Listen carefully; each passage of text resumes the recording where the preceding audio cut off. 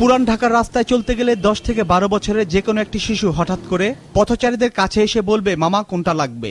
কথার উত্তর দেওয়ার আগেই শিশুটির হাতে থাকা একটি প্যাকেট থেকে বের করে দেবে নানা ধরনের মাদক। এই যে গাঁজা, তারপরে ইয়াবা। আমাদের কাস্টমার যেমন ধরেন খাওয়া লইলাম, আর জিগো বাইক না গাঞ্জা আছে, চেয়ে আছে, কয়টা দাম লাগবে? যদি 50 টাকা তো এই কাগজটা দিই 50 টাকা, আর যদি বাইক না 20 টাকা, আমার একটা তো ছোট তাই পুটলা দিই একটা 20 টাকা।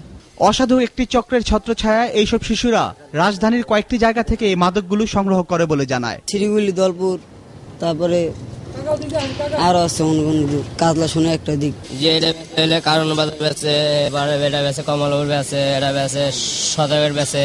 বেসরকারি তথ্য মতে রাজধানীর 13 লাখ ছিন্নমূল শিশুর মধ্যে অধিকাংশ শিশুই মাদক সেবন এবং ব্যবসায় জড়িয়ে পড়ছে। অসাধু একটি মহল ছিন্নমূল শিশুদের অসহায়ত্বকে পুঁজি করে তাদেরকে ব্যবহার করছে। বিশেষ করে যারা ভাঙারি টোকায়, এদের মালিকরা কি করে, ওদেরকে অনেক সময় অ্যাডভান্স দেয়, অগ্রিম একটা টাকা দেয়, কিন্তু শিশুরা তো সেই টাকাটা আসলে খেয়ে ফেলে।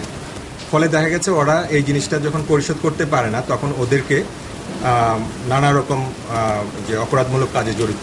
এভাবে ছিন্নমূল শিশুরা মাদক সেবন এবং বিক্রিতে জড়িয়ে পড়লে এক সময় তারা সমাজের জন্য ভয়ানক পরিণতি ডেকে আনবে বলে মনে করে সুশীল সমাজ। এটা শিশুদের তো শুধু শারীরিক মানসিক না, সামাজিক অস্থিরতার কারণ হয়ে দাঁড়াবে এটা। এবং সামাজিক অস্থিরতা মানেই খুন, জখম, রাহাজানি, সন্ত্রাস।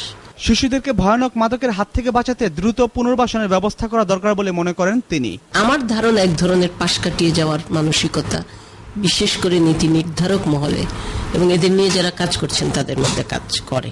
তবে বিশেষজ্ঞদের মতে সামাজিক সচেতনতাই পারে ছিন্নমূল শিশুদের সুস্থ স্বাভাবিক জীবনে ফিরিয়ে আনতে।